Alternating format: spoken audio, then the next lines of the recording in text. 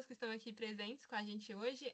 Esse ciclo de reforma realmente é uma oportunidade muito boa que a LAFT oferta para pessoas fora da LAFT. Então, a gente tem aqui estudantes da UFMG, estudantes fora da UFMG também, que acompanham o nosso ciclo de reforma. Então, eu quero agradecer realmente esse tempo que vocês retiraram de hoje para poder estar aqui com a gente. Eu tenho certeza que vai ser uma oportunidade muito boa. E nós estamos aqui justamente para darmos sequência ao ciclo de debate sobre a reforma tributária da LAFT, da UFMG. A LAFT, para quem não sabe, para quem está participando agora a primeira vez, é um projeto vinculado à Faculdade de Direito da UFMG, e nós nos descrevemos como uma plataforma, justamente porque englobamos os projetos de cidadania fiscal, acadêmico-científica, competições, comunicação. Então, dentro dessa plataforma, os membros podem realmente se dedicar à área que eles mais se interessem. E, além disso, nós também temos a possibilidade de contribuirmos com os eventos, que é justamente o que estamos fazendo hoje. E o ciclo de reforma é um dos ciclos de palestras que estamos organizando. Nós estamos divulgando no nosso Instagram, que é @LAFTUFMG. Aproveito também para fazer essa divulgação para que vocês continuem nos acompanhando. A ideia do ciclo é trazer nomes consolidados no mercado jurídico tributário, bem como no meio acadêmico, para discutir sobre um dos temas mais relevantes do nosso sistema jurídico brasileiro atualmente, a reforma tributária, que se mostra como uma das modificações mais importantes nos últimos anos no nosso sistema, que nós sabemos não impacta somente o direito tributário, mas os ramos do direito como um todo. Hoje temos a felicidade imensa de receber a professora Karen Jureidini Dias, que irá nos dar uma palavrinha sobre o tema regulamentação e interpretação da Emenda Constitucional 132 de 2023, a reforma tributária, e a professora é ex-conselheira do CARF e da CSRF, professora do mestrado no IBET, presidente do IASP e advogada. Além disso, ela também é doutora e mestre em Direito Tributário pela PUC de São Paulo. Por isso, professora Karen, eu passo a palavra para a senhora. Estamos realmente muito felizes de tê-la aqui conosco e realmente peço para que a senhora fique extremamente à vontade. Muito obrigada, Stephanie. Queria agradecer a vocês, a Laft, o Walter, meu grande amigo, pedindo desculpas que eu não estou no meu computador, que queimou poucas horas antes de começar aqui. Tá, eu saí correndo para buscar outro. E eu estou imaginando, gente, como é uma rodada de reforma tributária, estou imaginando que vocês já tiveram outras rodadas de reforma tributária, eu acho que eu mesma já falei aqui na época da emenda constitucional, sobre IVA, e o que eu entendi é que a gente deveria tratar um pouquinho da regulamentação da reforma tributária, né?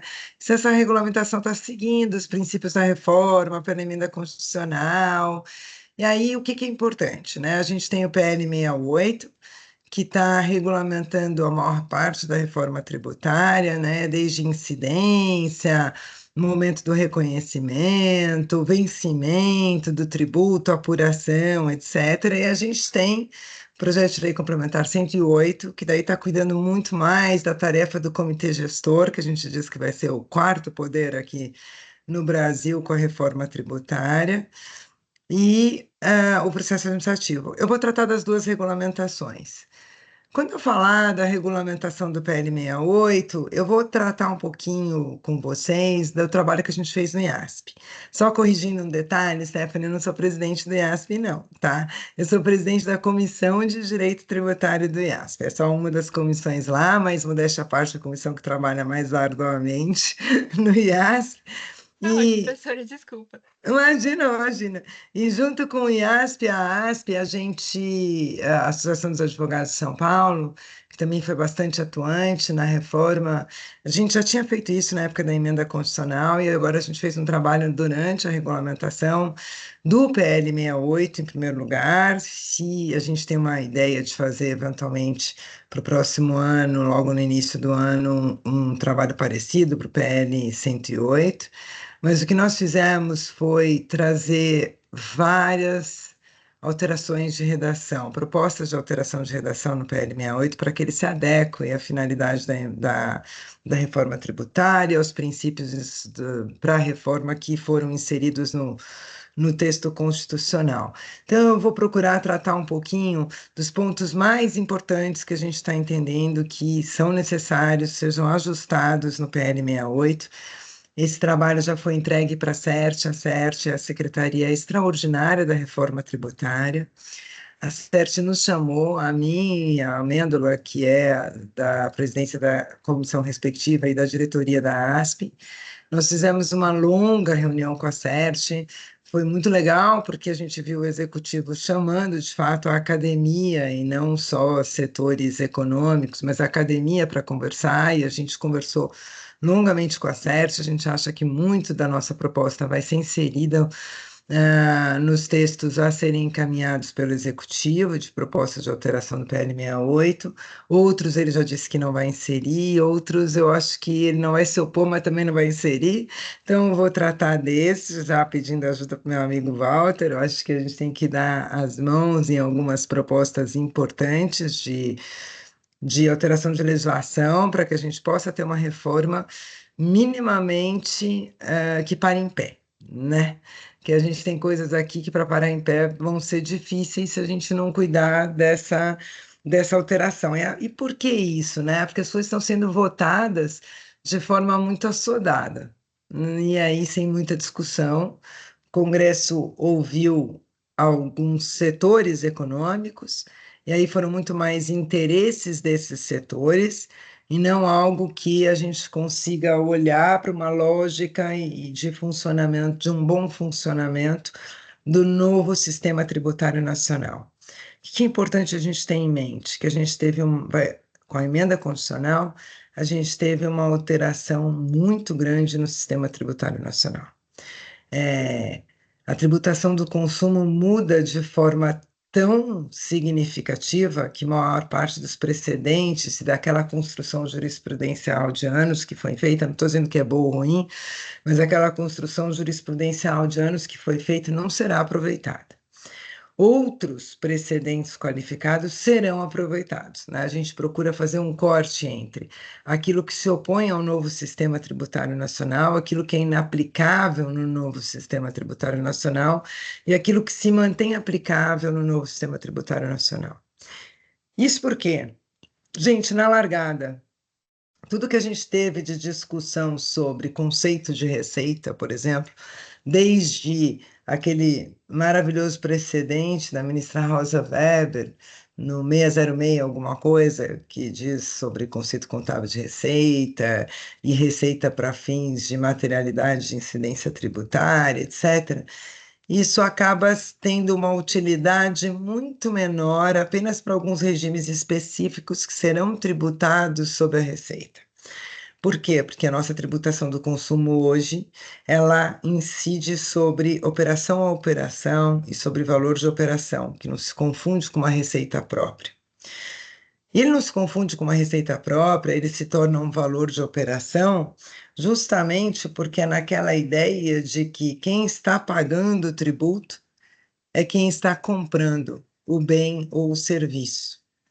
É quem está tomando o serviço, é quem está adquirindo o bem. E, portanto, ele está pagando sobre aquela operação, e aquilo, se for numa operação B2B, vai gerar crédito, se for numa operação B2C, eu teria que exigir essa transparência para cada um saber quanto de tributo lhe está sendo tomado no momento de aquisição de cada bem ou de cada serviço, e, portanto, ele poder saber o que é um tributo, cobrar o pagamento desse tributo e cobrar a destinação desse tributo, que é dada pelo Estado. Então, basicamente é isso. A gente sai também de um conceito de pacto federativo, onde as competências são muito separadas e onde serviços com os municípios, mercadorias com os estados, aonde cada ente federativo coloca a sua legislação, a sua forma de cobrança, fiscaliza, cobra e transfere grande parte dessa competência para esse quarto poder, e é por isso que a gente chama de um quarto poder, que é o comitê gestor, que vai harmonizar toda essa atividade, essa legislação, ainda que cada ente venha definir sua alíquota, dentro, obviamente, o próximo a uma alíquota de referência que vai ser dada pelo Senado. Ainda que cada ente faça isso, ele vai fazer isso dentro das regras de harmonização do comitê gestor, a sua fiscalização ficará também supervisionada, vamos dizer assim, pelo comitê gestor. A arrecadação vai para o comitê gestor e aí todo mundo vai passar a panelinha lá, para não dizer o pinico, e pedir para pegar a sua cota à parte, junto ao comitê gestor. Então, é o que eles chamam de cooperação dos entes federados. Acredito que o Walter tem uma posição um pouco diferente desse conceito de cooperação dos entes federados, mas a gente teve fundamentalmente aqui, sem trazer a crítica para sim, para não, a gente fundamentalmente teve essas alterações que elas são muito grandes dentro da ordem constitucional, tá? E aí eu vou começar com uma apresentaçãozinha, porque nela eu vou lembrando de tratar ponto a ponto, e depois eu vou disponibilizar para vocês, porque eu acho que ela, com exceção de regime de transição, ressarcimento, que eu não estou tratando aqui porque era muita coisa, com exceção de alguns detalhes e regimes específicos, como por exemplo de construção civil, vai mudar completamente. Tá? E assim, a gente está com um grupo no INSPER também. O INSPER é uma universidade aqui em São Paulo, e a gente está com um grupo no INSPER, na Faculdade de Direito do INSPER, que está estudando cada um dos regimes específicos. A gente está já há 5 reuniões estudando a questão da área imobiliária, que essa vai mudar muito e ela tem muitos detalhes. Então, obviamente, a gente não vai tratar cada uma das áreas, mas, no geral, a gente vai falar que é justamente o trabalho que a gente fez no IASP, e ao final eu vou tratar do comitê gestor e do processo administrativo que está no PL 108, que também vai ser fundamentalmente alterado, tá, gente? Então, deixa eu ver se eu consigo compartilhar aqui. Ai, meu Deus, aonde que eu vou compartilhar aqui que não é meu? Vamos ver, eu tenho janelas aqui, tá aqui. Vocês estão vendo o compartilhamento, pessoal? Então, sim, tudo certo. Ah, que bom. Então, eu vou seguir aqui pela minha apresentação para passar para Caiu, vocês. acho. Não, eu estou aqui. Vocês estão me vendo? Vocês estão vendo minha apresentação? Não, Sim. tô vendo, eu que congelei aqui. Foi mal. Ah, então tá bom. Então vamos lá, gente. Premissas da reforma, tá? E aqui é importante. Premissa da reforma, simplicidade, isso a gente tem que ter em mente, e a gente vai ver que essa simplicidade, ela não vai ser atendida se a gente não alterar algumas redações relacionadas ao split payment, que eu já vou falar. Transparência, justiça tributária, essa cooperação que eu falei, especialmente entre os entes federados, defesa do meio ambiente. Qual que era a ideia? A ideia de IVA era primeiro uma ideia de IVA único. Por conta do Pacto Federativo, e minimamente precisava se observar o Pacto Federativo, não ficou toda a arrecadação a cargo da União. Então, a CBS fica a cargo da União e o IBS fica a cargo do comitê gestor e de todos os entes federados, que daí é justamente aquilo que vai ser dividido entre estados e municípios de acordo com o destino do bem ou da prestação de serviço. Pessoal, a ideia é que essa segregação fosse feita única e exclusivamente para fins de competência de arrecadação, para que a arrecadação não fosse concentrada pela União, mas que a gente estivesse falando de tributos gêmeos. Do contrário, não se atenderia à simplicidade, não se atenderia ao conceito de IVA. Por isso que na Constituição veio muito claro que eles deveriam ter as mesmas regras de não cumulatividade, mesma base de cálculo, mesma regra de fato gerador, incidência, acreditamento. O que mudaria? Então, somente as alíquotas. Então, eu tenho a alíquota da CBS, a alíquota única, com exceção daquelas reduções e dos regimes diferenciados, que está amarrado na Constituição Federal. O que não entrou na Constituição Federal não pode ser dado em termos de redução ou de alíquota diferenciada. E cada estado e cada município dá a sua alíquota de acordo com o destino. É só isso que mudaria, tá? O que deveria mudar. E eu deveria ter regras muito objetivas e uniformes em todo o país, por todos os entes federados, e deveria entender claramente. Muito bem. O que a gente percebe? Que como a Constituição, desde a emenda constitucional veio essa ideia para mim, tá? Além da emenda constitucional, eu sempre falei, puxa vida, a gente sempre teve uma Constituição legalista protetiva. Protetiva no sentido de que, olha, a materialidade tributável é essa, está na Constituição, você não pode extrapolar sua competência para tributar outra coisa. A gente mudou o foco de tal forma que hoje na Constituição tudo foi delegado ou à lei complementar, ou ao próprio comitê gestor, decisões do comitê gestor, ou ao Senado, e ponto final. A gente não tem mais uma Constituição, em termos tributários, totalmente legalista e protetiva, muito pelo contrário. Ela está protetiva do crédito tributário. Com isso, na hora que a gente vê a regulamentação, a gente vê uma regulamentação torta, tá, gente? E aí é que mora o perigo. Uma regulamentação que veio com um afã muito grande arrecadatório, um afã de impedir qualquer tipo de sonegação, inadimplência. O planejamento tributário são coisas diferentes, mas essas três coisas a gente percebe uma preocupação em amarrar e nenhuma preocupação na proteção dos direitos do contribuinte ou mesmo do devido processo legal em relação ao PLP 108. A começar, eu tenho a incidência prevista para operações onerosas e operações não onerosas.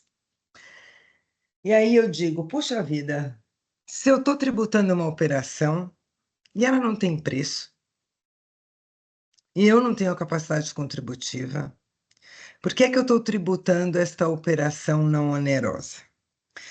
Então, um dos exemplos que a gente coloca de proposta de alteração na Constituição, e aqui eu vou pegar a mesa 1, inclusive, dos trabalhos do IASP e da ASP, e na mesa 1, a primeira coisa que a gente está sugerindo é que, na lei complementar, por incrível que pareça, tá, pessoal, tá vindo que o mútuo vai ser tributado pelo IBS para a CBS. Então, eu tenho um mútuo, eu tenho uma operação de empréstimo e eu vou tributar a 29%, uma alíquota média prevista que vai ser a soma lá na frente de CBS e IBS. Aí, pelo jeito, a gente teve uma concordância da CERT para alterar o artigo 4º, inciso 4, e trazer o mútuo oneroso. Aí também na regulamentação eles colocam no parágrafo 2º, para fins da incidência do IBS e da CBS, considera-se operação como serviço qualquer operação que não seja classificada como operação com bem que envolva ao menos parcialmente a obrigação de fazer, ou seja, não precisa envolver nada, a gente está tirando isso, né? Essa é uma das questões aqui que nos pareceu bastante complicada. Então, empréstimo, doação, mútuo não oneroso, tem que sair dessa história, porque eu não tenho materialidade possível de incidência de uma alíquota de 29% a título de tributação do consumo, porque isso não está no consumo. Não existe a transferência da titularidade aqui, o fornecimento oneroso a ponto de ensejar isso, tá? Um outro ponto dentro dessas operações não onerosas que preocupa bastante, gente, é uma situação inusitadíssima, onde se prevê que tudo que eu fornecer para cônjuge, para pessoa relacionada, para o próprio dono da empresa, inclusive saúde e educação. E para os funcionários, eu teria a incidência de CBS e IBS. E não tendo preço, seria o preço de mercado. Então, por exemplo, eu tenho um administrador da companhia que eu estou trazendo ele de um outro estado. Eu preciso arranjar uma moradia, já que ele vai trabalhar para mim. Essa moradia, eu já tenho uma discussão sobre isso integrar ou não o salário. Onde ele só está usando essa moradia nos dias de semana que ele precisa trabalhar para mim. Eu passo a ter uma possível incidência de IBS-CBS. Olha que loucura. eu vou voltar numa época que para fins de R já era uma loucura. Imagina agora como tributação do consumo numa alíquota dessa. Eu forneço o celular porque o meu vendedor trabalha na rua. E se ele não usar esse celular exclusivamente para a finalidade da empresa, esse celular é como se fosse uma doação não onerosa e sobre ele incide IBS e CBS. O que a gente está discutindo com o governo é que deveria excluir o crédito da aquisição daquilo que não é usado para a empresa, ou na proporção daquilo que não é usado para a empresa, mas jamais fazer incidir IBS, CBS, porque eu vou desestimular. Eu vou desestimular, por exemplo, eu pagar um curso de aperfeiçoamento na área daquele meu empregado para o meu empregado. Se eu tiver que pagar IBS, CBS, sobre aquilo que eu forneço para o meu empregado. Aqui não faz sentido nenhum. Eu já estou comprando com IBS, CBS, eu ter mais essa incidência não faz absolutamente sentido nenhum no meu ponto de vista, até porque educação, vocês vão ver, é uma das coisas que pouco gerará crédito, tá? Eu tenho também hipóteses, e aí bastante claras, de não incidência. Tá? Essas hipóteses bastante claras de não incidência é aquilo que tem efetivamente uma relação de emprego. Então, folha de salários, por exemplo. Transferência entre estabelecimentos do mesmo contribuinte. Transmissão de participação societária. Mas mesmo nas transmissões de participação societária, ou fusão, cisão, incorporação, eu tenho um problema que a gente identificou na lei complementar, que é um problema onde eles estão nessas hipóteses, falando que os créditos eu não vou conseguir passar o crédito em todas as opções. Então, por exemplo, se eu tiver uma cisão apenas parcial, se eu tiver uma situação de trespasse, que é essa situação de trespasse? É aquela situação onde eu simplesmente pego um estabelecimento que já existe, que é da empresa A, e transfiro aquele estabelecimento para a empresa B. Nessa situação de trespasse, eu não tenho a possibilidade de manutenção ou de transferência do crédito. Então, nessas situações é que a gente está discutindo as transferências do crédito. E não vou ter incidência em dividendo, porque dividendo é uma tributação de renda, se vier bem como tributação de renda, hoje ele é concentrado na pessoa jurídica que paga os dividendos pela tributação do lucro dela, e nas operações financeiras. Em nenhum lugar do mundo o IVA é tributado em operações financeiras, porque isso geraria um encargo muito alto para o crédito, tá? Agora, aqui fica um problema grave. Momento da ocorrência do fato gerador. Pessoal, pela Constituição Federal, pela emenda constitucional, o momento da ocorrência do fato gerador é no fornecimento do bem, é na prestação do serviço. O que a lei complementar fez? E ele diz: olha, você tem uma possibilidade em que o crédito fica vinculado ao pagamento, duas possibilidades. Quando o tomador do serviço ou o comprador puder, ele já efetuar o pagamento, aí o crédito fica vinculado ao pagamento, ou na hipótese de split payment. O split payment era uma exceção à regra na Constituição. O split payment ele se tornou, e eu já vou falar do split payment lá na frente, mas o split payment o banco vai reter o seu dinheiro quando você pagar. Ele se tornou regra geral na lei complementar, porque eles entendem que precisam acabar com a sonegação. E aí, o que é que está acontecendo, Walter? E esse ponto até me surpreendeu, tá? Mas é isso mesmo. O que está acontecendo é que eles estão transferindo o momento da ocorrência do fato gerador para o momento do pagamento, ainda que este pagamento seja antecipado. Então, ele diz o seguinte: se eu pagar antecipadamente, paguei antes de receber o bem. Comprei online, precisei pagar e vou receber dali um mês. Se eu paguei antecipadamente, este vai ser o momento do pagamento. E não só quando eu receber.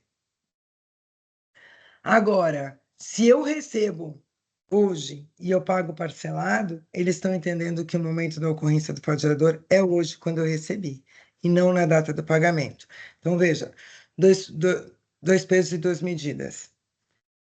O crédito só vai existir, só tem direito a crédito. O IVA, gente, o IVA parte da premissa de que tudo o que eu compro tem a tributação, eu dou crédito.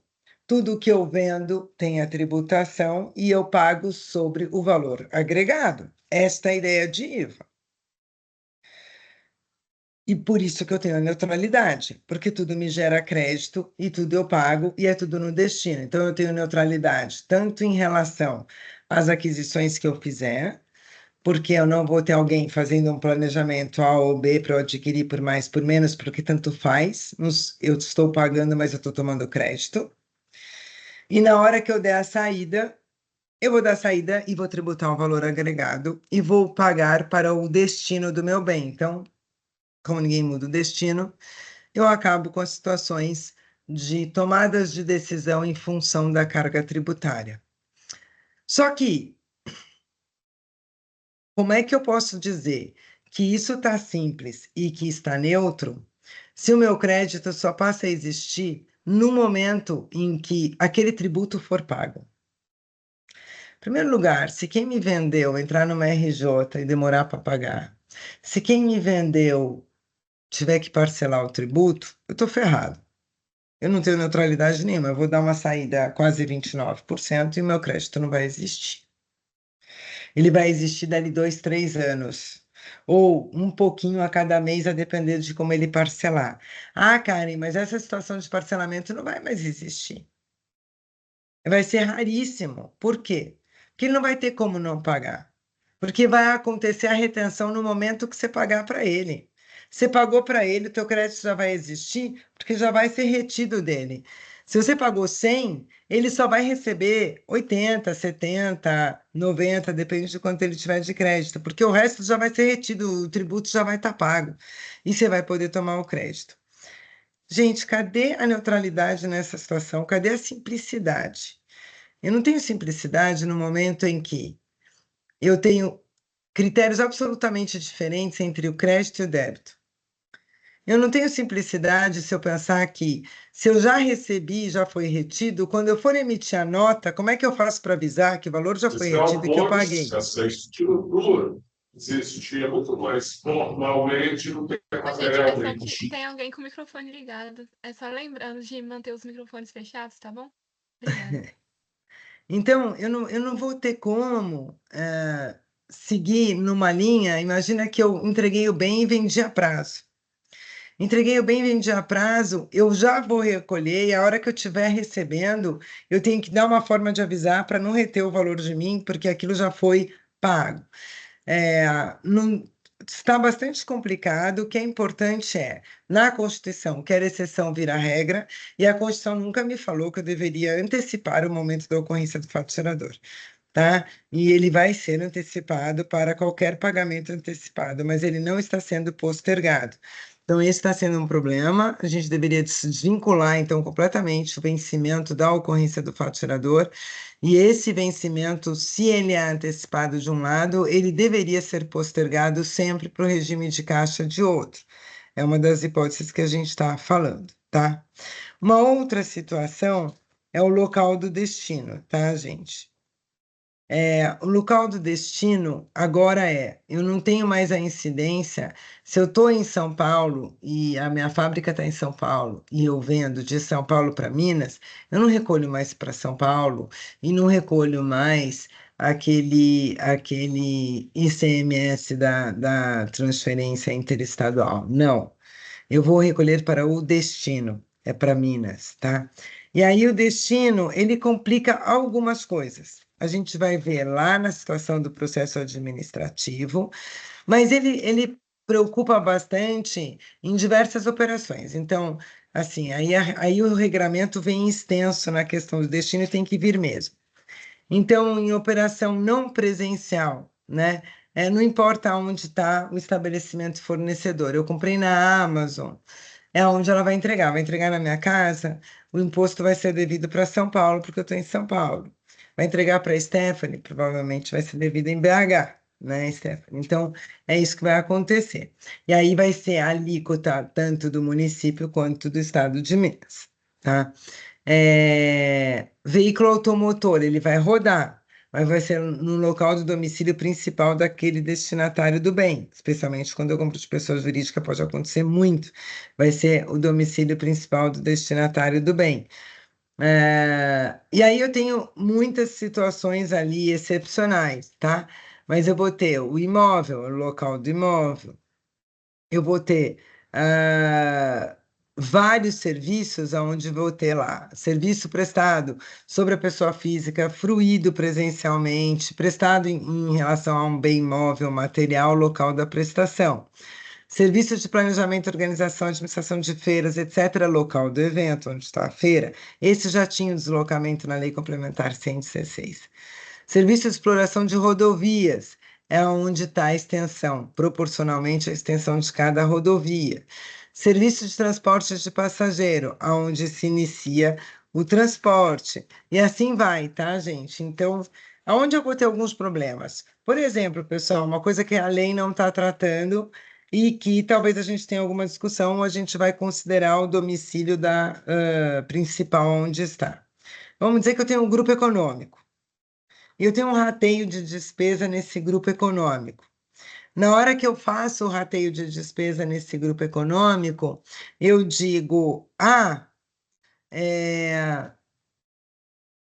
eu vou usar esse sistema de software para todas as empresas do grupo. Todas vão pagar esse rateio para a mãe, para a holding vai pagar esse sistema de software. Só que todas vão ser utilitárias desse sistema de software. Uma está em São Paulo, Estado de São Paulo, município de São Paulo. A outra está no município de Campinas, Estado de São Paulo. A outra está em BH, Estado de Minas Gerais. A outra está em Cuiabá, né, Mato Grosso. Como é que a gente faz? Qual vai ser o destino? Como é que eu proporcionalizo esse destino? Então, essas questões elas ainda estão um pouco abertas. Eu devo ter muitas situações em que eu não consigo estabelecer o destino correto e pode ser que eu erre no meu recolhimento em relação ao destino, especialmente, tá? E aí, como é que eu vou fazer nessas situações? A gente vai chegar lá e vocês vão ver que isso também está com uma regulamentação muito, muito grande, tá? E aqui vem o conceito de domicílio principal do destinatário.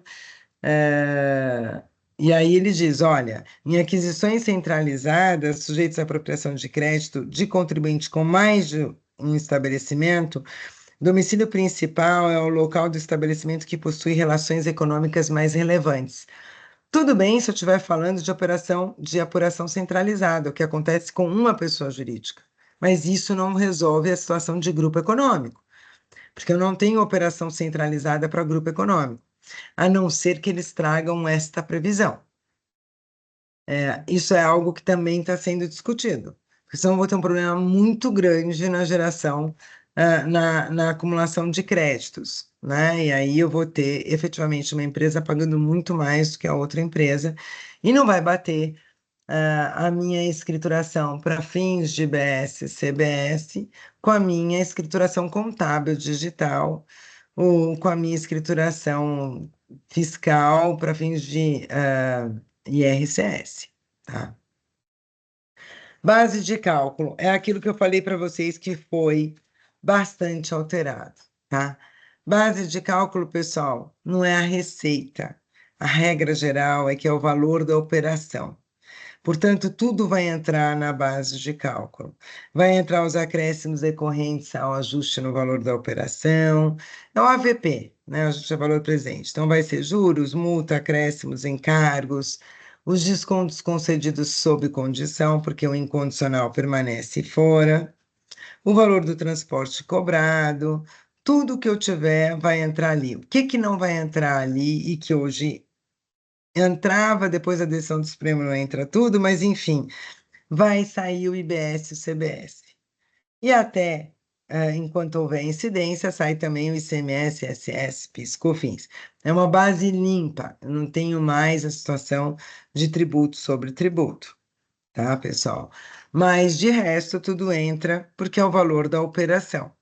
E, teoricamente, tudo deveria gerar crédito, para que eu realmente tenha essa neutralidade no sentido de tributação sobre valor agregado. Eu vou ter situações específicas.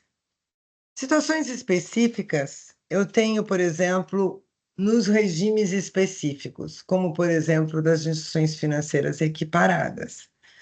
Nessa hipótese, pessoal, eu vou tributar a receita. Eu não vou tributar o valor da operação.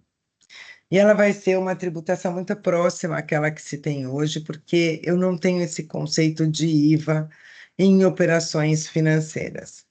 Eu vou ter uma situação também específica, por exemplo, em plano de saúde, tá? E eu tenho situações em que eu não tenho um valor e que aquilo deve ser arbitrado. Falta valor de operação, como no caso de uma permuta, por exemplo. E aí tem a previsão de arbitramento do valor da operação. IVA Ai, gente, peraí. IVA. O IVA é o imposto sobre valor agregado, que é aquilo que a gente já falou. E eu teria essa não cumulatividade absolutamente plena. Essa não cumulatividade plena está sendo observada, no meu ponto de vista, a gente tem uns gargalos. Só que a gente tem uns gargalos que eles vêm desde a Constituição Federal. O pessoal pode me interromper, tá? A gente tem uns gargalos que eles vêm desde a Constituição Federal. E aí a gente não tem muito o que fazer, porque passou a emenda constitucional assim. Algumas coisas a Constituição deixou para a lei complementar. E aí eu falei, aí que mora o perigo. E aí que morou o perigo. Porque tudo aquilo que poderia ser dado, por exemplo, a manutenção do crédito, a lei complementar, em quase tudo, não está dando a manutenção do crédito. E nesse poder, como não é um dever, ela não dá. Então a gente tem um problema aí. Primeira situação é trazer para o direito a crédito só aquele IBS e CBS efetivamente pago. Isso, para mim, era uma situação absolutamente excepcional, virou regra geral. Vamos ter isso em mente. Só toma o crédito perante pagamento. Ou eu vou ter uma situação de tomar o crédito anos depois, parceladamente, a depender de como o fulano pagar, ou eu vou ter uma situação em que tudo estará submetido ao split payment, que é a previsão da lei complementar. Significa todas as operações que forem pagas em meio eletrônico, Pix, TED, cartão de crédito, vão ficar sujeitas ao split payment. Significa o tributo é retido no momento em que o meu cliente me paga.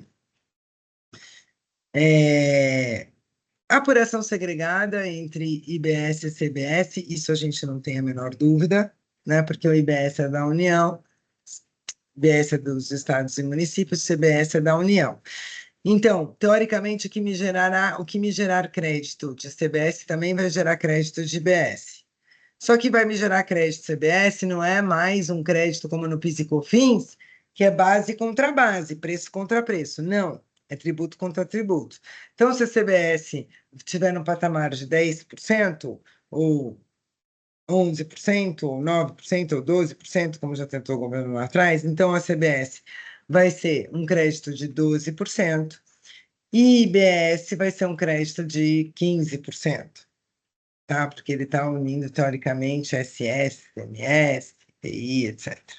Então, aí eu venho com IBS e CBS nessa mesma proporção dos créditos.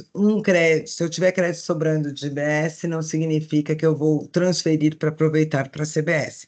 Não posso fazer isso, são entes arrecadadores diferentes. Contabilização condicionada não só ao tributo ser pago, como à comprovação da operação por documentos idôneos. Aonde eu não vou precisar comprovar isso? Quando eu estiver nesses regimes específicos. como no combustível, serviços de leasing, por exemplo, que é um dos poucos serviços financeiros que vai me gerar crédito, é o leasing, desde que, obviamente, eu tenha previsão para tomada de crédito. Permanece à disposição de que, se o bem for roubado, deteriorado, extraviado, eu vou ter que estornar esse crédito. Paguei mais caro pelo bem e vou perder o crédito. Hoje eu também perco o crédito, só que eu paguei mais barato, eu vou pagar mais caro por esse crédito que vai ser estornado. E na devolução, obviamente, também, assim como eu vou excluir da base de incidência. E o simples perde muito a competitividade, porque o simples, ele tinha muita competitividade no PIS e COFINS, porque eu pagava menos tributo, eu conseguia concorrer com os grandes, sendo pequenininho, porque eu pagava menos tributo, mas o crédito que o grande tomava era pelo valor da minha receita ou da operação. E agora não é mais, né? O crédito é só pelo tributo pequeno que eu pago de BS e CBS. Aqui vem as situações que começam a complicar, de vedação ao crédito. Eu acho normal que se vende joias, pedras, metais preciosos, bebidas alcoólicas, derivados de tabaco, armas, munições, etc. É claro que, se for arma e munição destinada a uma empresa de segurança, ela vai dar crédito. O que a gente está dizendo é, tudo que for destinado, ou seja, se eu comprar joia para vender joia, ok. Se eu comprar arma para uma empresa de segurança, ok. De resto, isto está vedado. Ou seja, se eu comprar arma para o meu escritório de advocacia, não gera crédito. Se eu comprar bebida alcoólica, eu não faço festa, não sou um bar, isso não vai me gerar crédito. Enquanto escritório de advocacia, isso não vai me gerar crédito. Se eu comprar uma esteira para o pessoal correr na hora do almoço no escritório, não vai me gerar crédito, salvo se eu tivesse comprado pela minha empresa, que é uma academia, tá? De ginástica. Do contrário, isso não vai me gerar crédito. Perdeu-se também uma oportunidade histórica de resolver o problema de imunidade e isenção. Porque a imunidade ainda tem a manutenção do crédito hoje em algumas hipóteses, o ICMS não tem, PIS/COFINS tem, mas isenção nunca teve a possibilidade de manutenção do crédito. E é um problema. A gente discute isso há anos, que é uma isenção no meio da cadeia. Porque tudo que eu compro, se eu estiver falando de produto, eu compro vários produtos, insumos, etc., onde eu paguei o imposto deles. E aí aquilo me gera um crédito, mas se eu for dar a saída de um produto que, juntando todos esses insumos, eu vou dar a saída de um produto que é isento, eu vou perder este crédito. Ah, Karen, mas tudo bem, mesmo assim ele está mais barato, porque você não está pagando o imposto sobre o valor agregado, verdade. Mas se eu estiver no meio da cadeia, vendendo para um próximo, que eu estou dando a saída isenta ou imune, ele não vai tomar crédito, e ele vai dar uma saída tributada, eu ferrei com ele. Eu deveria ter previsto que numa saída isenta eu transfiro esses créditos, ao invés de estornar, eu vou transferir esses créditos para o próximo da cadeia, sempre que eu estivesse falando numa operação em cadeia. Isso não aconteceu. A gente continua prevendo estorno dos créditos, isenção, etc. Agora, para a imunidade, foram dados os créditos, o que é interessante. Nas imunidades, pessoal, criou-se uma imunidade. Sim, a gente já tem uma imunidade na Constituição para todas as entidades não governamentais ligadas à área de educação, saúde, assistência social. Tudo bem que eles deixaram a educação e assistência social e esqueceram da saúde. Devolvemos em proposta de alteração da lei complementar que se coloque a imunidade das entidades sem fins lucrativos para a saúde. Não bastasse isso, eles previram que os templos religiosos podem desenvolver atividades de saúde, educação, assistência social, etc. E que essas atividades desenvolvidas pelos templos religiosos, elas estão suportadas pela imunidade. Detalhe, para as entidades não ligadas a templos religiosos, que vão desenvolver as atividades sem fins lucrativos de saúde, educação, assistência, etc., ela tem que seguir todo um regramento de uma lei que manteve-se a obrigação de observância hoje, que é a lei que determina que eu não distribua dinheiro para os fundadores, que eu não remunere fundador, etc., etc. Esta previsão só veio para as entidades de assistência social sem fins lucrativos não ligadas aos templos. Para os templos não veio isso. A gente está exigindo que isso seja colocado na lei complementar, porque daí me parece, pessoal, um baita de um absurdo. Não ter. Aí falaram para mim, mas Karen, isso está na Constituição prevendo isso para os templos religiosos. Falei, não tenho dúvida que houve esse pedido e isso passou na emenda constitucional. Mas o fato de você não exigir o controle da não distribuição, um controle efetivo sobre essas entidades, como você tem sobre as demais não ligadas aos templos, aí não existe na Constituição e não sei por que essa diferença. Então, isso é importante dizer, a gente está pedindo essa alteração. Um outro ponto, eu tenho o direito de manutenção do crédito para as imunidades objetivas, porque a gente estava falando da subjetiva. Aí eu tenho a subjetiva ligada à pessoa. Aí a gente tem as imunidades objetivas. E quais são as imunidades objetivas? É aquelas, por exemplo, de livros, jornais e periódicos, basicamente a imprensa, né? É aquela de programas audiovisuais, filmes, etc. Essas imunidades foram mantidas e o direito a crédito a elas também. Só não foi a de música. É imunidade objetiva igual.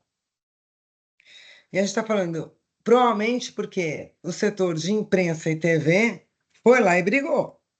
Manutenção do crédito. E o de música é menor, não foi lá e brigou, mas não faz o menor sentido. Se eu mantenho o crédito só nas hipóteses de imunidade objetiva, eu tenho que manter o crédito também para a música, e a gente está pedindo isso, tá? Mas foi prevista, enfim, a imunidade para toda essa parte de comunicação, pessoal. Eu não vou poder compensar, uma operação de BS com uma operação de CBS. A gente já falou o que vai acontecer. Eu vou ter meus créditos. Na hora que for realizar o split payment, teoricamente, vai ter um sistema que vai conversar a Receita Federal por parte da CBS, Comitê Gestor por parte do IBS, com o sistema do split payment, vai dizer: a empresa da XPTO tem 30 de crédito. Nessa operação, tem a incidência entre IBS e CBS juntos de 50. Retenha 20. Agora, se disser, a Karen já tem 100 de crédito. A empresa XPTO tem 100 de crédito. Essa operação tem 50. Nada deveria ser retido e eu continuo com o saldo de 50. Como é que eu faço com esse saldo de 50? Eu uso ele nos períodos subsequentes ou nas operações subsequentes para compensar com IBS e CBS, ou eu peço o ressarcimento, que deveria ser muito rápido. Eles falam ali de um ressarcimento em 3 dias, e se não ressarcir, vai calcular daí sim juros, tá? Após período de ressarcimento não ressarcido, tá? Não tenho a previsão, como eu tenho hoje em várias situações, de transferência de crédito de BS e CBS para outras pessoas jurídicas, ou para qualquer outro tipo de entidade personalizada ou não. Isso é um problema, porque realmente eu vou ficar dependendo do ressarcimento. Eu também não tenho. É porque eles querem realmente amarrar para que não tenha mais nenhuma situação em que eles sejam pegos de surpresa de aproveitamento indevido de crédito, etc. Eu também tenho uma previsão de que esses créditos que forem apropriados, eles têm 5 anos para serem utilizados ou para você pedir o ressarcimento. O que a gente está mudando em termos de redação nessa lei complementar? É 5 anos? Ok, não vou discutir com você. Até porque eu posso pedir o ressarcimento em 5 anos.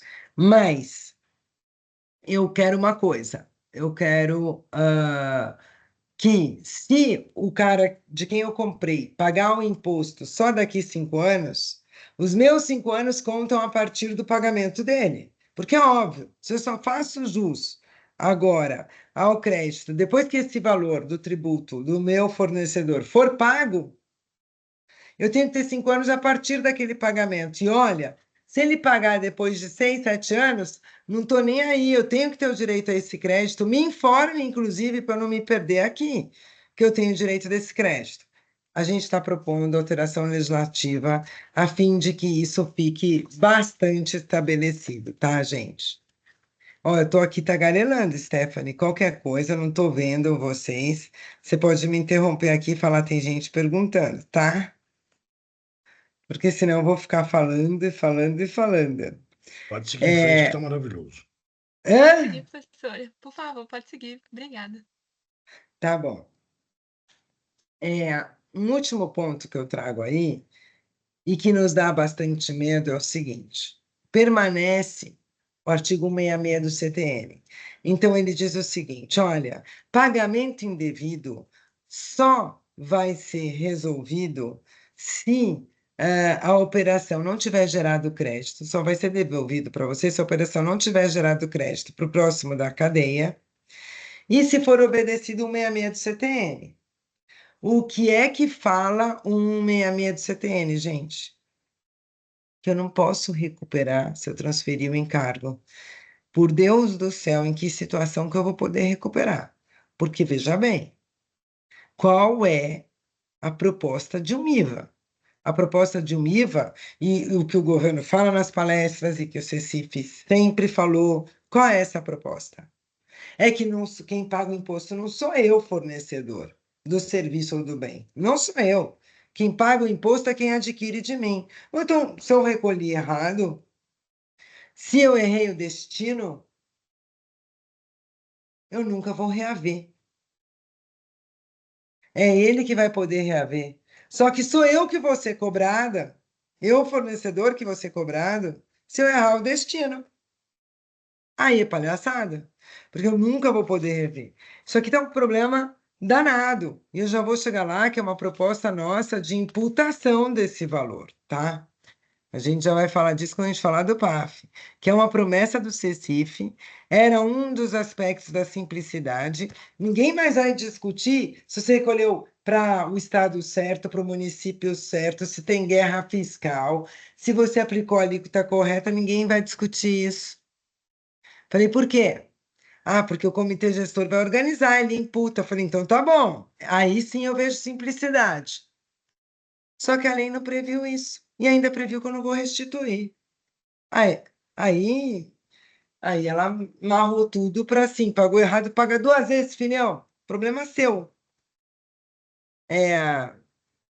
Regimes específicos, pessoal, que ele está dizendo. Quais vão me dar crédito, qual não vai me dar crédito. E aqui vocês vão perceber o problema das empresas que são prestadoras de serviços de mão de obra, tá?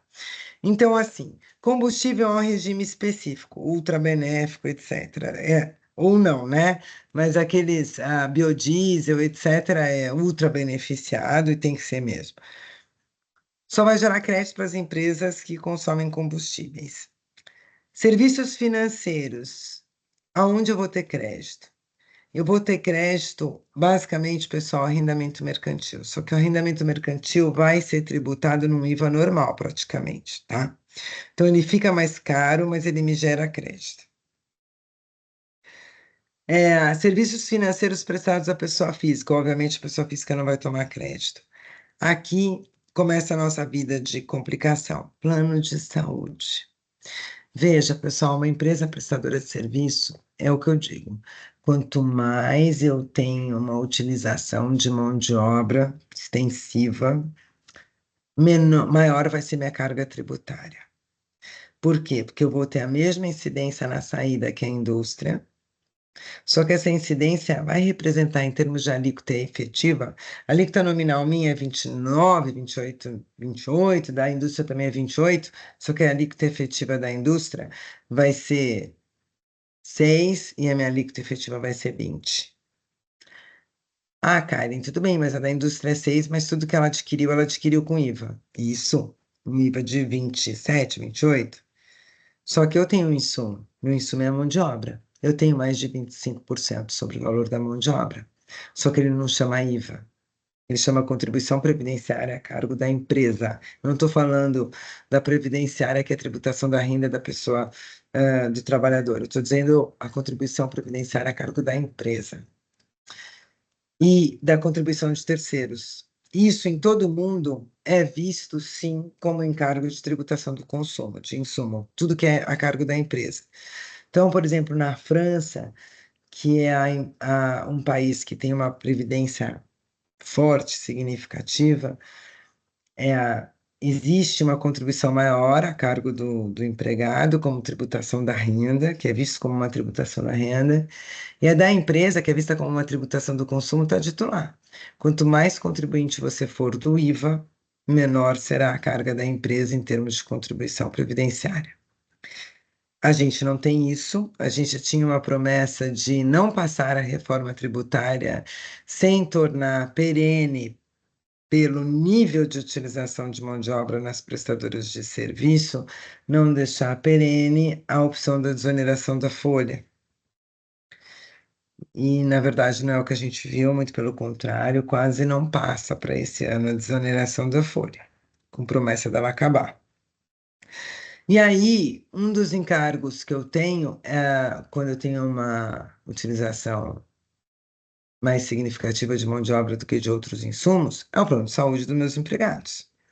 Sobre o plano de saúde, vai ter uma incidência. Só que é uma tributação diferente, é uma tributação sobre receita e não uma tributação de valor agregado. Então, eu estou pagando um tributo ali na contratação do plano de saúde, mas o plano de saúde não vai me gerar crédito, nem para mim, nem para qualquer empresa, seja ela indústria, comércio ou prestação de serviço. A mesma coisa, o transporte, né? O transporte coletivo, que eu pago para os meus empregados a título de transporte, também não vai me gerar crédito. Vai gerar crédito se ele precisar fazer uma viagem, vai gerar crédito o transporte aéreo, mas na proporção da alíquota menor que ele paga. Se eu também tiver que pagar hotelaria, etc., etc., via agência de viagem, é só a passagem aérea que vai me gerar crédito. Então eu tô com um problema. A hotelaria, por exemplo, o hotel em si ele vai poder apropriar os créditos, mas o que eu gastar no hotel não gera crédito para mim, tá? Uma alimentação, bares e restaurantes, porque a ideia era quando se falava, gente, mas vocês estão brigando na prestação de serviço, mas olha, você vai almoçar com o cliente, você vai tomar crédito, você vai pegar um avião, você vai pagar um hotel, você vai pagar plano de saúde, você vai pagar escola, etc, etc, etc, você vai tudo gerar crédito, não vai nada, não vai nada. Eventualmente ainda vou pagar IBS, CBS sobre coisas que entenderem que é um fringe benefit que eu estou pagando para o meu empregado. Vai ter tributo lá dentro, mas é um tributo diferente e não vai me gerar crédito. E isso não é um problema da regulamentação só. Infelizmente, em grande parte disso já estava na lei, na emenda constitucional, tá? Grande parte disso já estava na emenda constitucional. Infelizmente, a gente não tem muito o que fazer em relação a isso. Se não discutir a constitucionalidade da própria emenda constitucional. E aí eu vou ter esse problema de alguns regimes específicos darem crédito e outros regimes específicos não darem crédito. É diferente, pessoal, dos regimes diferenciados, né, que não são específicos. Os diferenciados, eles têm IVA como qualquer outro, só que as alíquotas são menores. Então, por exemplo, nós, advogados, temos uma redução de alíquota, né, de 30%. Aí eu tenho, por exemplo, itens de saúde feminina, que eu tenho uma redução, acho que de 60%, não me recordo agora, tá? Mas aí eu tenho faixas de redução diferentes. A gente vai ter alguma discussão também sobre o que entra nessas faixas de redução. Por exemplo, na redução para os serviços regulamentados, que é o caso da advocacia, arquitetura, medicina, odontologia, etc., tem a lista lá. A gente colocou que aquela lista não é exaustiva. Por quê? Porque, eventualmente, uma determinada área será profissional autônomo liberal com responsabilidade pessoal pelo seu órgão regulador, como é o advogado, como é o contador, como é o dentista, como é o médico, mas ele terá uma outra entidade cuidando, tá? Então, eventualmente, eu vou, por exemplo, segregar uma área da psicologia, segregar, e aquilo deveria contar com a mesma redução. A gente está trabalhando para que essa redação fique mais clara de que aquilo lá é exemplificativo e não exaustivo, porque podem vir outras atividades. Deveria só preencher o requisito de ter responsabilidade pessoal, atividade de extensão da própria pessoa física, com o órgão regulador, né? E uma outra coisa, por exemplo, é que nessas atividades está vindo um parágrafo lá que a gente está pedindo para alterar também na regulamentação, que está dizendo o seguinte, que o trabalho deverá ser feito pela pessoa. Então, por exemplo, eu tenho um escritório de advocacia. Se tiver alguma peça que eu não assino, aqueles honorários não deveriam estar na alíquota reduzida. É uma loucura, né? Então, a gente está pedindo a alteração dessa redação, porque aquilo está gerando uma confusão, vai gerar uma confusão danada, tá? Aqui, gente, é a diferença da situação que a emenda constitucional previu e da situação que o PLP previu, tá? Aquilo que era exceção à regra no caso de split payment passa a ser regra geral. Sempre vou reter o pagamento. Aqui a gente está, a regra geral, porque seria em qualquer meio eletrônico de pagamento, esse valor ficaria retido. Eu, por exemplo, abandono aquela decisão em repetitivo do comprador de boa-fé. Ele não depende do pagamento. Eu torno o tributo bem menos neutro, tá? E aí a gente está falando, pelo menos preveja o split payment condicionado a você ter ferramenta hábil à disposição do contribuinte que permita ele saber previamente quanto ele tem de crédito lá, para que não seja retido o valor a maior, porque quem vai controlar o crédito? Receita Federal do Brasil e Comitê Gestor. São eles que vão controlar o crédito. Então, putz, veja lá para que esse meu crédito, eu saiba qual que é meu crédito, para você só me reter realmente o tributo sobre o valor agregado, dentro desse conceito de crédito pleno que a gente já viu que não tem, mas sobre o valor agregado, e por favor, me deixa discutir se eu tiver mais crédito, que você não está me dando. Essa é a situação também de eu falar o seguinte: bom, foi retido, mas por algum motivo foi retido porque eu calculei com as alíquotas erradas. Eu calculei a alíquota do município A e o destino acabou sendo o município B. Eu errei no destino. Ou eu não proporcionalizei num caso de rateio de utilização do meu software. Ou sei lá, tive algum problema. Não dá para eu ficar submetido à regra do 166 do CTN, porque eu não vou conseguir a devolução desse valor. Faça a simplicidade imperar aquilo que você prometeu. Se o comitê gestor arrecadou, ele faça a apropriação, como a Receita hoje faz nos autos de infração. Se eu recolhi errado, ela me cobra a diferença e ela mesma imputa o pagamento.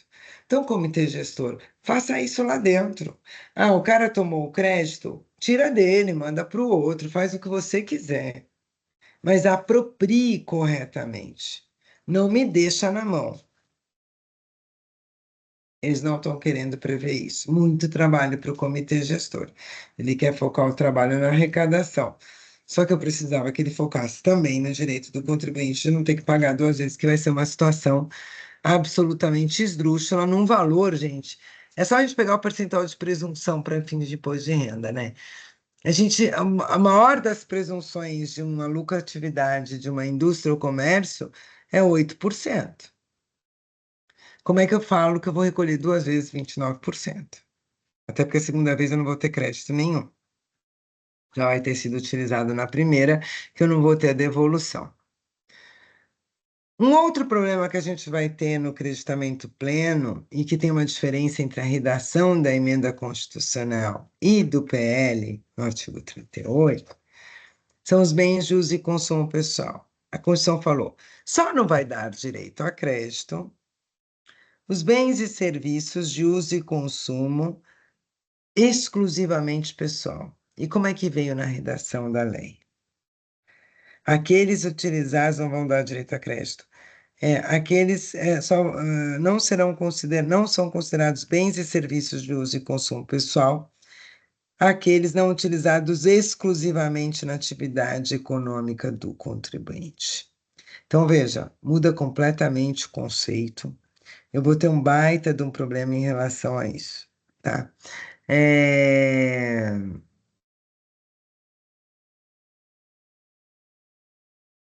E por outro lado, não vai gerar crédito, por outro lado, eu vou ter uma tributação pelo IBS para a CBS, pelo preço de mercado do contribuinte, por exemplo, que cede um imóvel para o seu funcionário morar.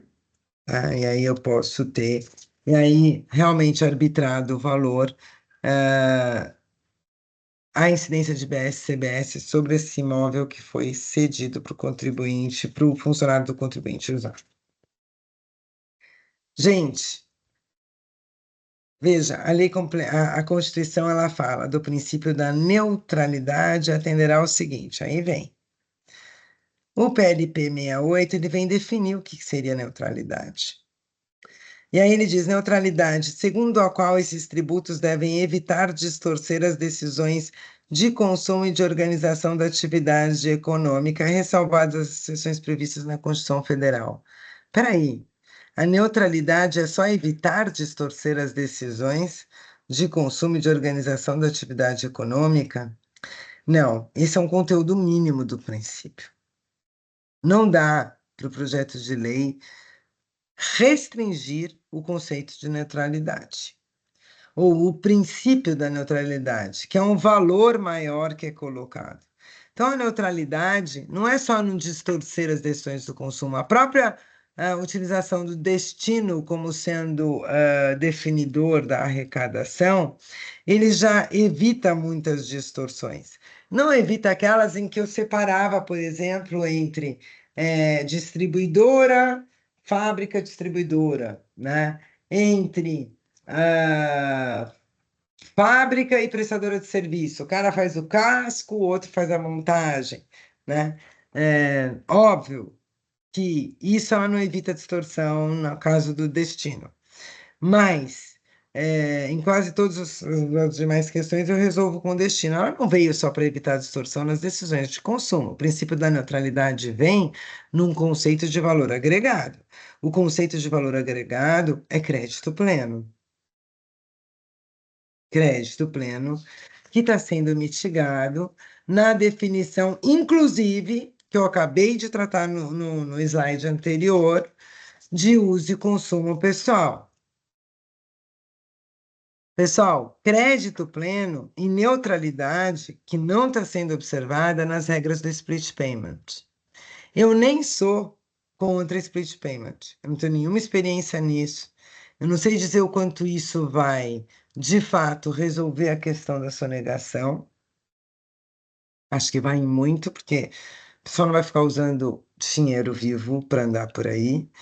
Mas a nossa sonegação nem é tão grande assim, não é o grande gargalo do Brasil, né?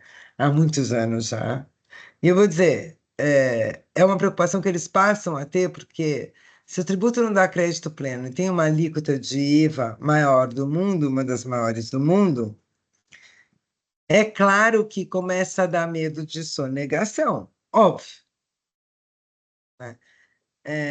Então, assim, eu não sei se eu critico ou não o split payment, não tenho tanto juízo de valor a respeito disso. O que eu critico de forma contundente é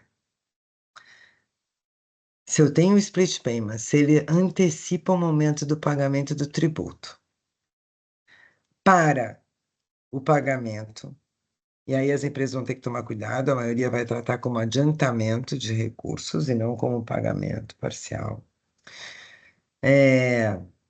Se ele antecipa para o momento do pagamento, e se eu exijo que o crédito seja mediante pagamento, eu estou trabalhando com regime de caixa. E aí eu tenho que trabalhar com regime de caixa ou débito também.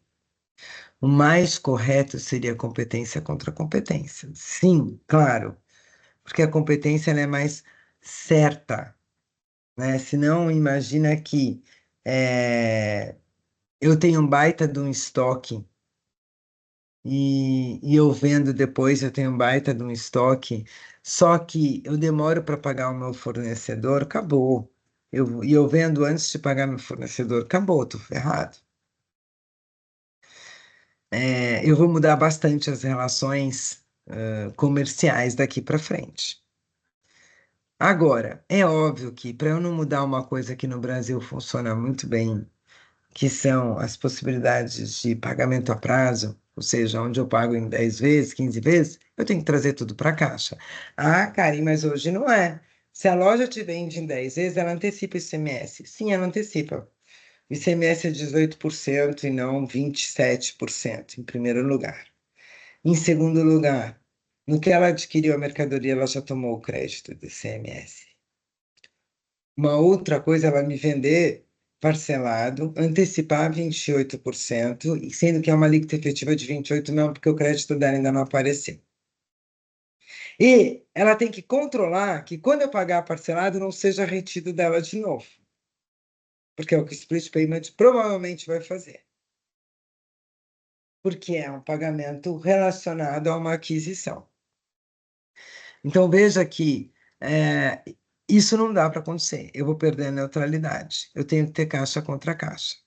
Eu não posso garantir ao Estado que ele só vai ter registrado um crédito para me ressarcir, para me deixar aproveitar, se houver o pagamento, e eu pago ele independentemente de qualquer inadimplência ou independentemente do meu recebimento.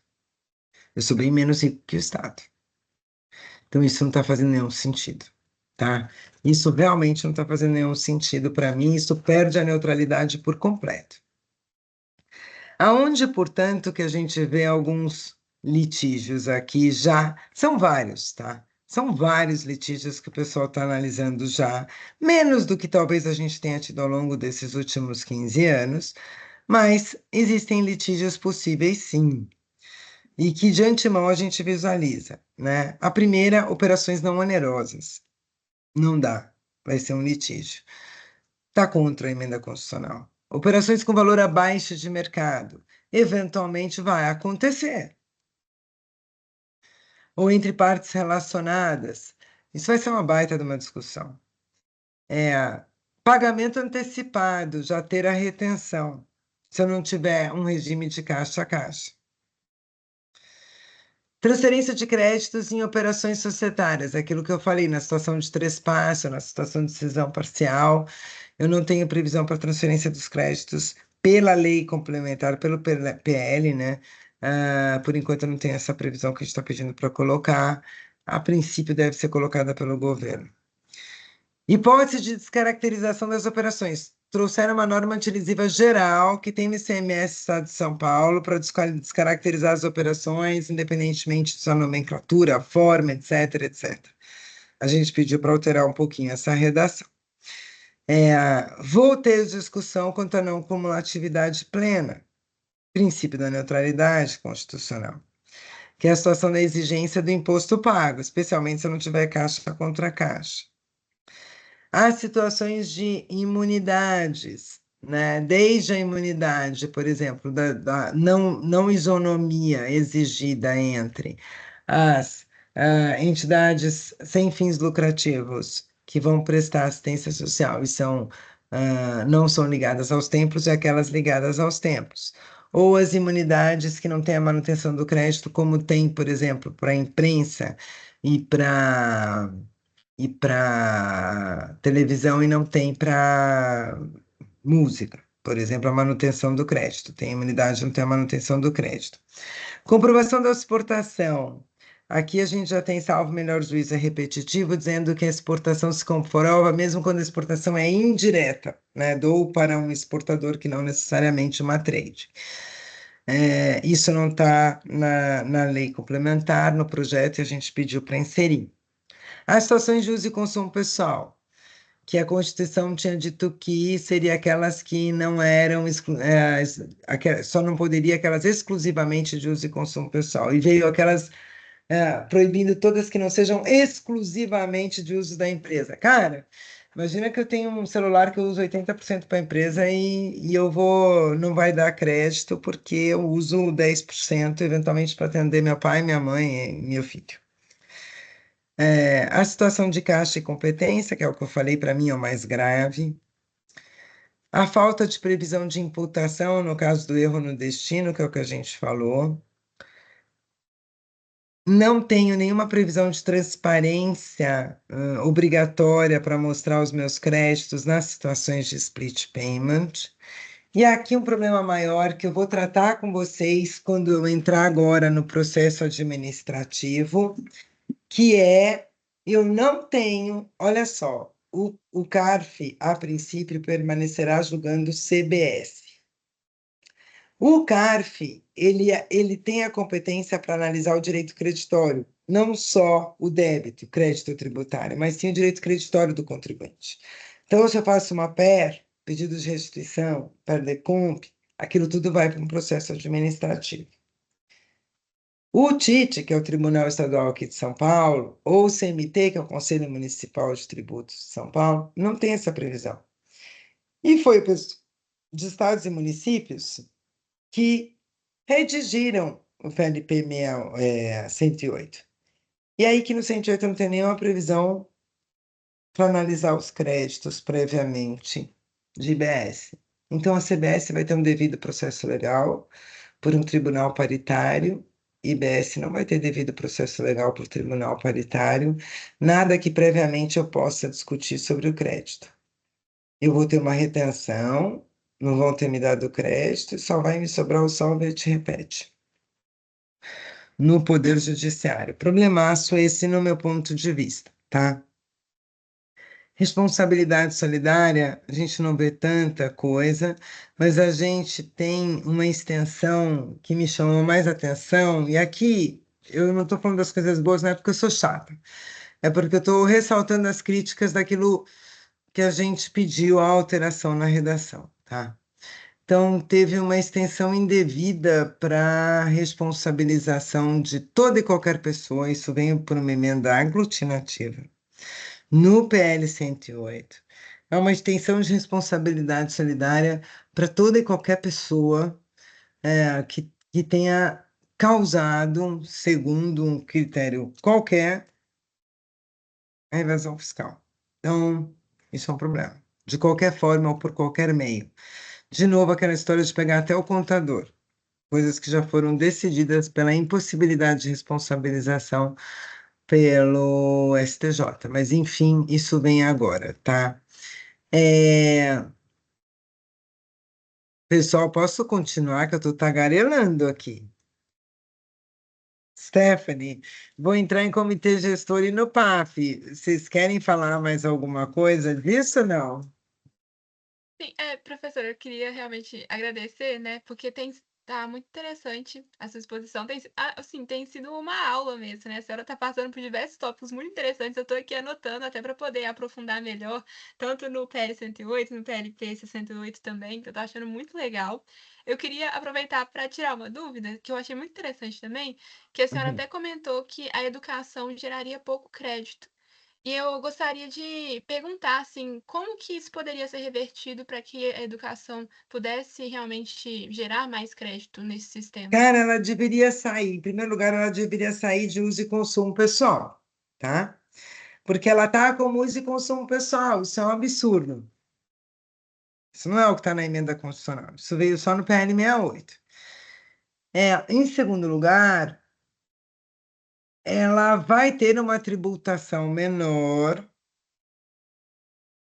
mas a tributação que houver deveria, na mesma quantidade daquela tributação, gerar o direito a crédito. Isto é por alteração na redação mesmo.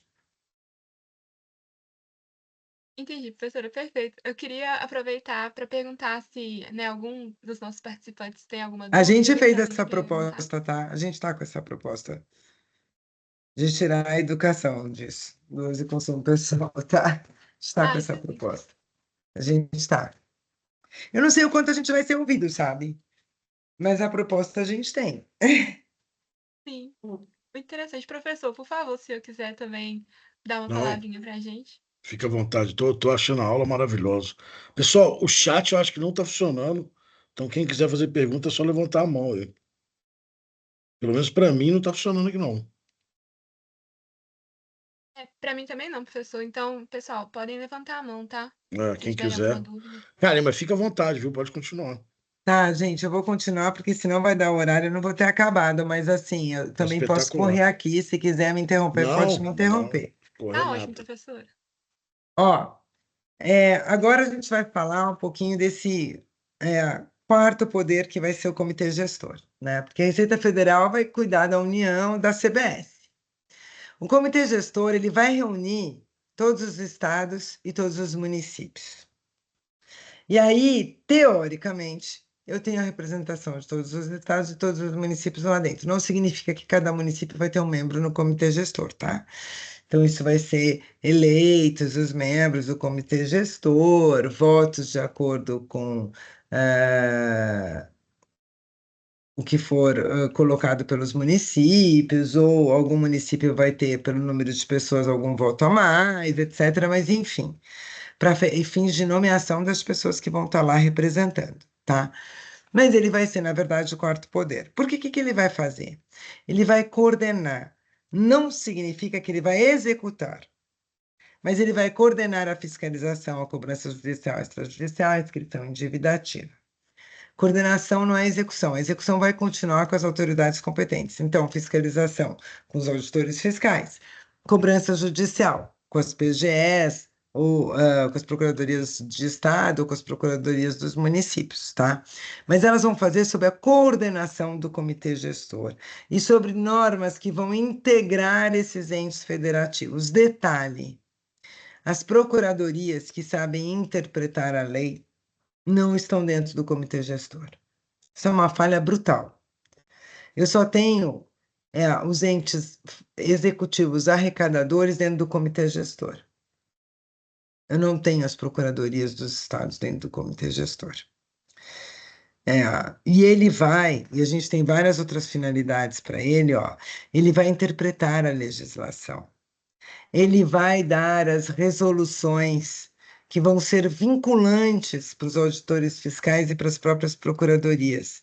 Daí ele vai ouvir o Fórum de Harmonização, aonde estará a Procuradoria. Mas não é ela que vai decidir, não é o Fórum de Harmonização. Porque hoje, quando a gente tem um parecer normativo que vincula a administração tributária, ou seja, um parecer sobre uma interpretação legislativa, quem edita esse parecer? A Procuradoria. A gente tem um parecer que mostra bastante a necessidade de você ter alguém que sabe interpretar a lei.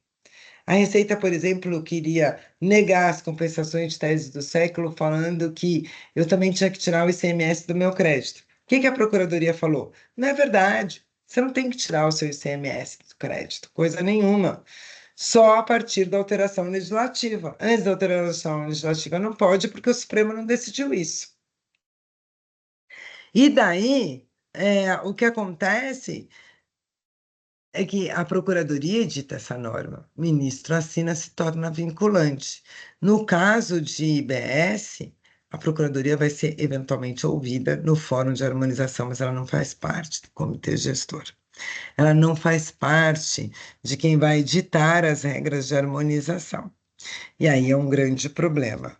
Veja que tem algumas coisas boas do tipo, olha, se o contribuinte já fez esclarecimentos, já foi fiscalizado por um município, por aquele mesmo fato, aquele mesmo período, ele não pode ser novamente fiscalizado por outro município, por outro estado.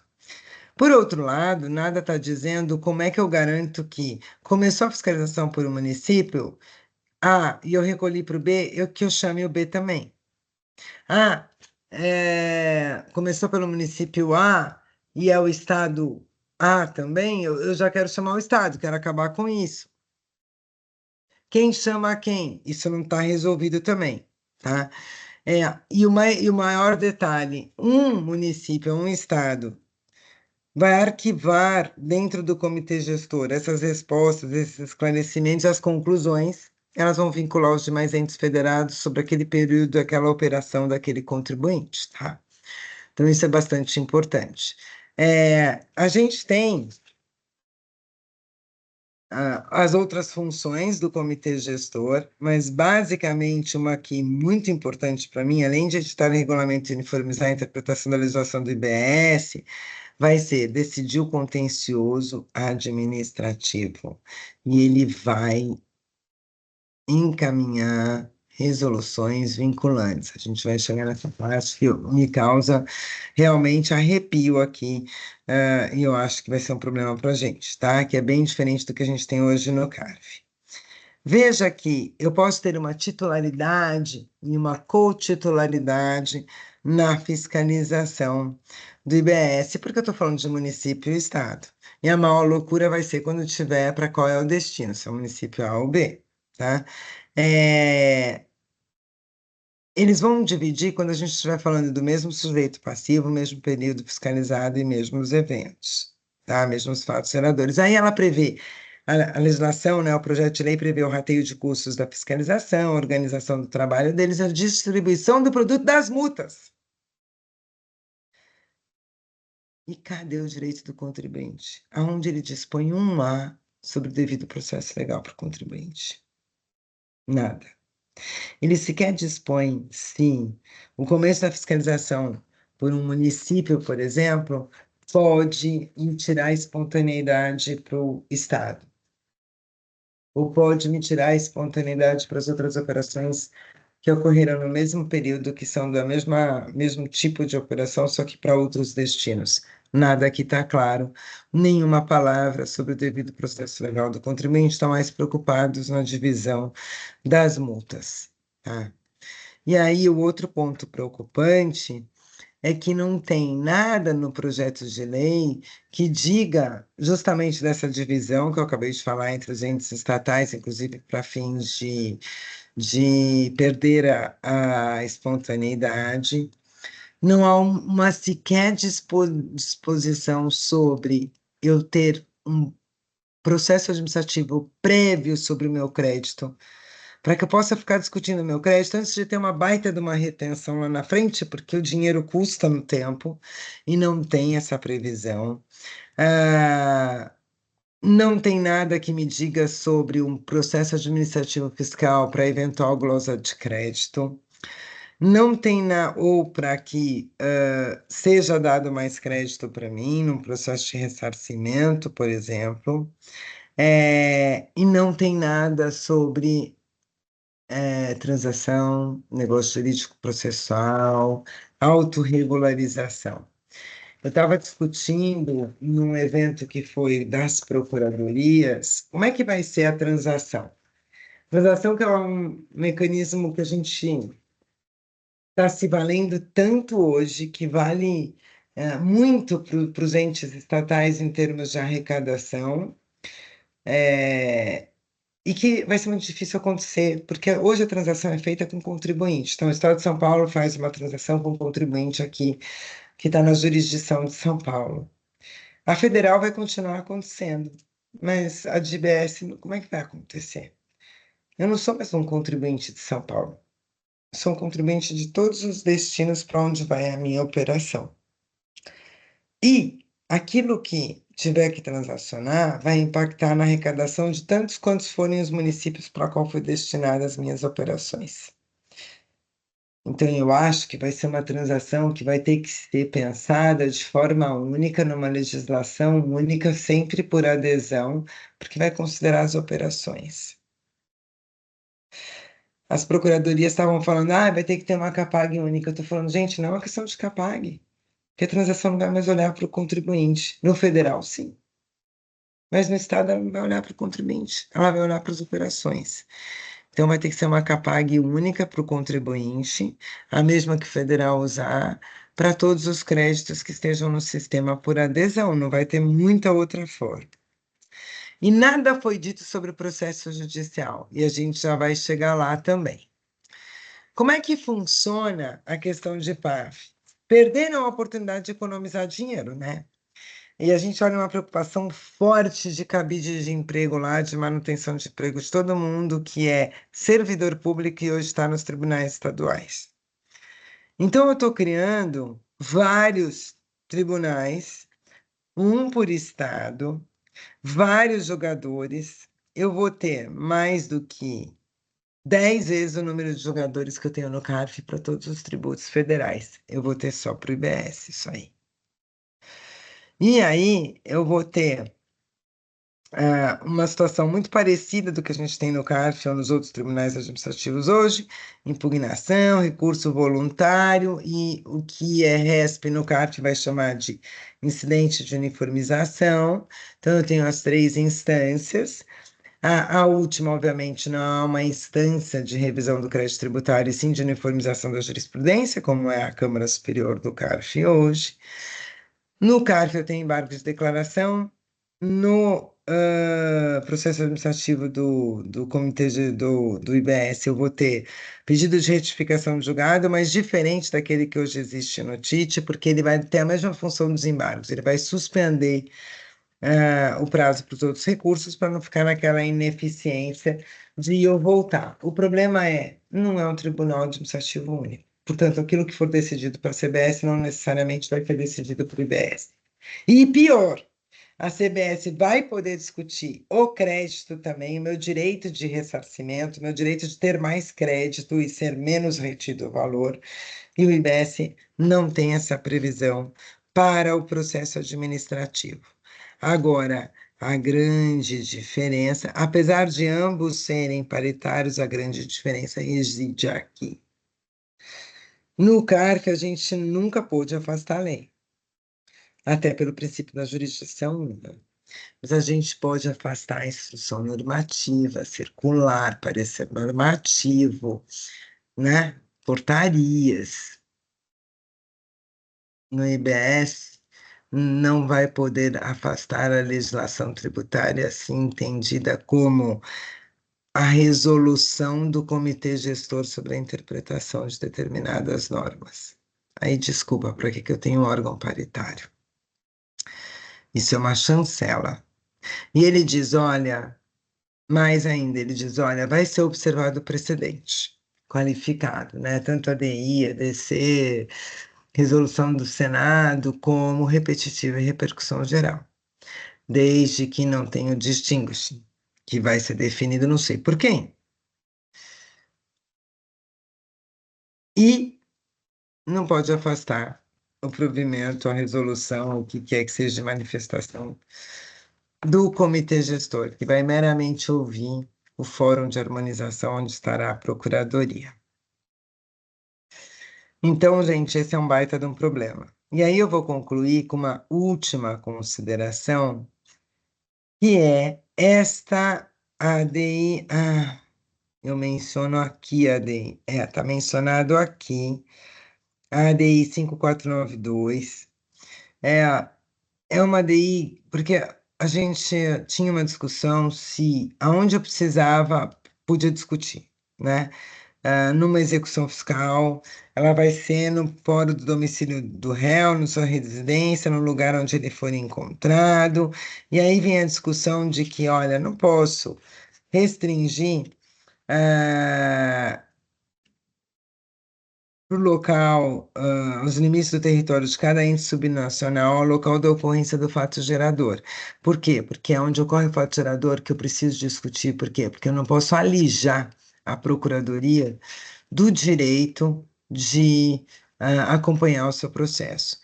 Como eu estou transferindo para o destino, pessoal, se eu quiser entrar com uma medida preventiva contra uma determinada ação, vou ter que entrar em todos os estados da federação ou em todos os municípios onde houver um tribunal, basicamente todos os estados da federação, ou eu vou entrar contra o comitê gestor. Quando eu quiser restituição de saldo, eu não vou olhar para todos os destinos, porque o meu saldo independe do destino, isso também a gente está pedindo para deixar claro na lei complementar que não está. Eu vou entrar contra o comitê gestor, ou eu vou entrar contra todos os estados em litisconsórcio passivo? E quem vai me executar? E para qual tribunal vai cada execução? A discussão, inclusive, nesse evento que eu estava no Mato Grosso do Sul, eu entrei virtualmente, que eu não consegui ir para lá, mas foi um evento importante. E teve a participação do pessoal do Tribunal de Justiça de lá, e eles estavam falando: olha, é um absurdo querer alijar o Tribunal de Justiça desses julgamentos, ou criar mais um tribunal só para essas causas. Isso vai ser um baita de um problema. Qual vai ser a competência das procuradorias para cobrança judicial? Em que tribunal elas vão? Para que tribunal elas vão? Porque não é. A Karen está em São Paulo. Vai para o TJ de São Paulo? Não. Vai para cada um dos destinos? Ter várias execuções ao longo de todo o caminho? E eu vou entrar com a ação aonde? Não vai ser em São Paulo. Vai ser por todo o país? Vai ser contra o comitê gestor? Vou entrar lá em Brasília? Como é que eu vou fazer?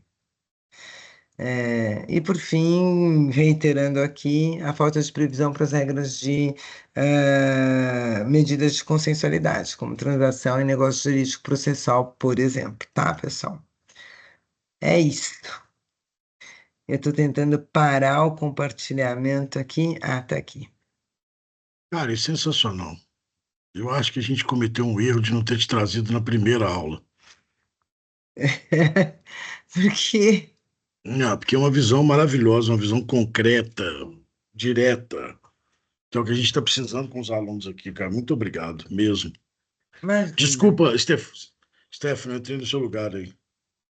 Imagina, professor, por favor, fique à vontade também. Eu fico muito feliz com a presença do senhor aqui, professor Walter, que é o nosso coordenador da LAFT, inclusive comentou, né, que a professora Karen começou ali a participar da LAFT desde o início, então, nossa, professor, é muito legal tê-la aqui conosco novamente, eu espero que realmente tenha sido uma experiência boa para a senhora, assim como foi para a gente. Com certeza, nossa, foram muitos aprendizados, principalmente essa parte, né, do seu conhecimento do procedimento, do processo administrativo também, então... Quero agradecer mesmo o tempo, né, que a senhora disponibilizou para a LAFT, que a senhora pôde estar aqui conosco e proporcionar essa aula tão frutífera para todos nós. E eu queria aproveitar para perguntar se algum de vocês tem alguma dúvida, se vocês quiserem levantar a mão para fazer alguma pergunta, o momento é esse. Nós tivemos 51 alunos aí e ainda vai ficar Vamos deixar a disponibilizado. professora Karen descansar. Walter, você Não, sabe que um e isso é porque pedido ela está sem o seu. computador dela. Imagina Você se ela sabe que tivesse um com o pedido computador. seu ou de aluno seu é uma ordem para mim. Agora então eu É vou verdade. descansar, né? Sem Muito computador não é ótimo. Não tem nem como eu tentar trabalhar. Não tem Vai nem ter, como eu acessar meus e-mails. vai ter que Precisei do dormir de qualquer celular e jeito agora. mandar e-mail para esse computador para poder acessar e ir atrás desse computador, catar, trazer para casa. Então, assim, eu tô. Agora é só Livre, leve e descansar solto agora. hoje. Só descansar. É. Muito obrigado, viu, querida? Foi uma honra enorme. Obrigada, gente. Um Muito obrigada, beijo. muito Beijo. obrigada. Pessoal, eu só queria aproveitar esse momento para fazer um breve aviso, né? Agradecer a professora novamente Posso por ir então, contribuir. Stephanie? Pode sim, Obrigado. professora. Muito obrigada. Tchau. Tchau. Eu queria aproveitar, pessoal, só para, né, fomentar essa discussão do ciclo de reforma tributária, que é um ciclo que a LAFT tem pretendido desenvolver, né, não só com um, mas com diversos outros professores, diversos outros profissionais da área, e convidá-los a continuarem acompanhando o nosso Instagram, @LAFTUFMG, e informar que o próximo evento será com a professora Daniela Olímpio, sobre BEPS, da regulação à tributação, e acontecerá no dia 11/11, às 19 horas. O link para inscrição já está no nosso Instagram, então esperamos a presença de todos vocês. Agradeço novamente a presença do nosso professor coordenador, o professor Walter, foi incrível. Muito obrigada, professor, muito obrigada a presença Obrigado, de todos querido. vocês. Valeu, pessoal. Um abraço. Abraço.